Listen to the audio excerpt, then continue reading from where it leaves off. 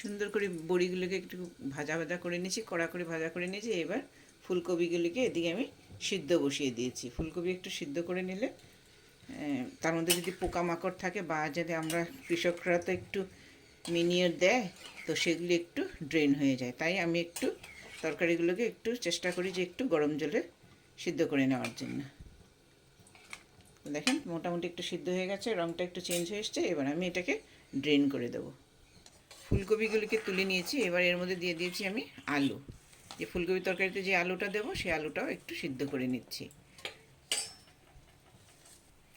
এই আলু সিদ্ধর মধ্যে আমি একটু কেটে রেখেছিলাম মূলা আর গাজর, সেটাকেও দিয়ে দিলাম।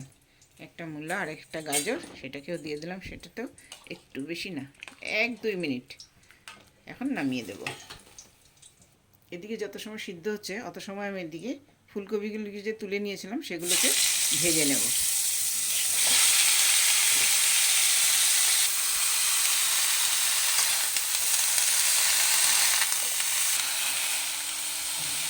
এর মধ্যে একটু দিয়ে দেবো আমি হলুদের গুঁড়া, আর সঙ্গে দিয়ে দেবো 1/2 চামচ মতন লবণ।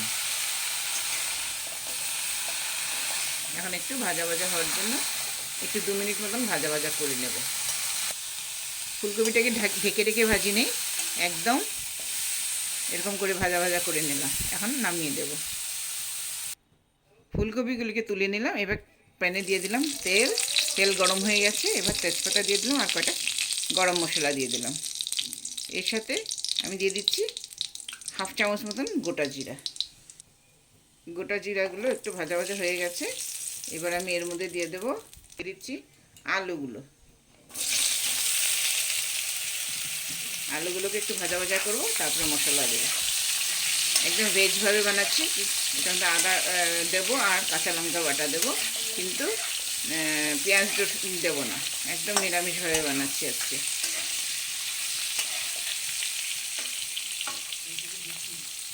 তরকারিগুলোকে আমি না ঢেকে 2 মিনিট মতন এরকম ভেজে নিলাম। একটু 2 মিনিট মতন ভাজা হয়ে গেছে আমার।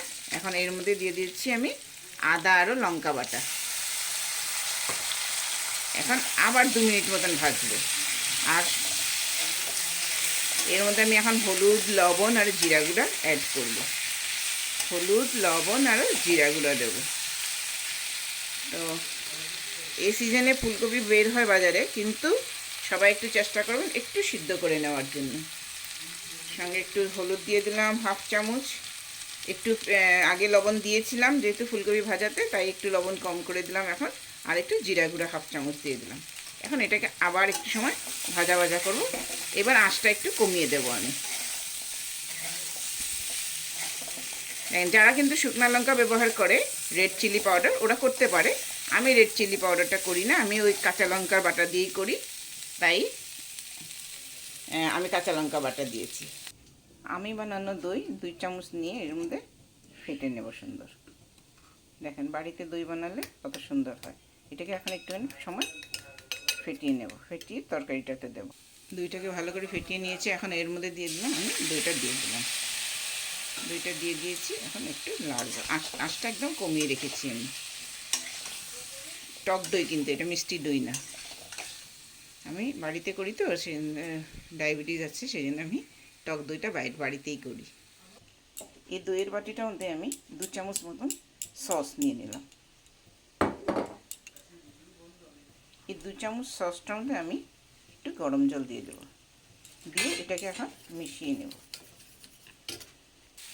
এর মধ্যে এখন এই টমেটো সসটা দিয়ে দিলাম, যেটা একটু জল দিয়ে করে নিয়েছিলাম, গুলে নিয়েছিলাম, সেটাকে দিয়ে দিলাম। সেই জন্য আজকে আমি টমেটো এর মধ্যে দেবো না, আর যেহেতু সস দিয়েছি। আর মোটামুটি ভাজা হয়ে এসছে।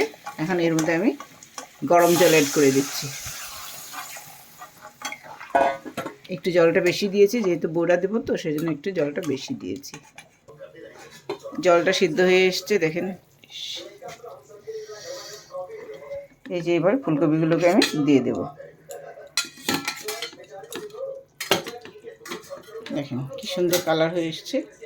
একটু দই দিয়েছি, একটু সস দিয়েছি, যে কালারটা সুন্দর হয়েছে। আমি কিন্তু কোনো লাল লঙ্কার গুঁড়ো দিইনি, কিছুই দিইনি। এখন এর মধ্যে আমি সব ফুলকপি ভেজে রাখা ফুলগুলোকে আস্তে করে দিয়ে দিলাম।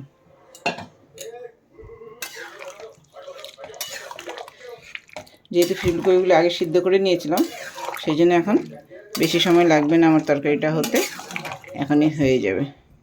এর মধ্যে এখন আমি একটু ঢেকে রেখে আবার বড়িগুলো দিয়ে দেবো।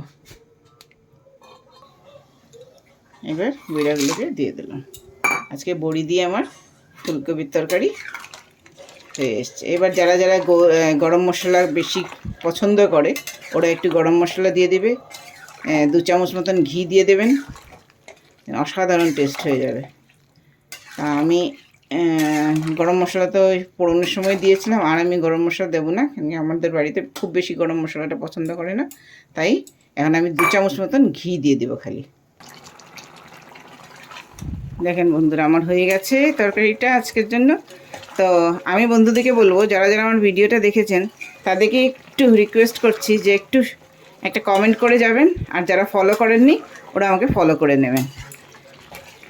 তা আমার আজকে ফুলকপির তরকারি করা হলো স্পেশাল, আর যেহেতু নিরামিষ আর অন্য ভাজা বড়া হয়েছে, তো সেটা পরিবেশনে দেখাবে। তা অনেক অনেক ভালোবাসা সবাইকে। আজকের জন্য টাটা, বাই বাই।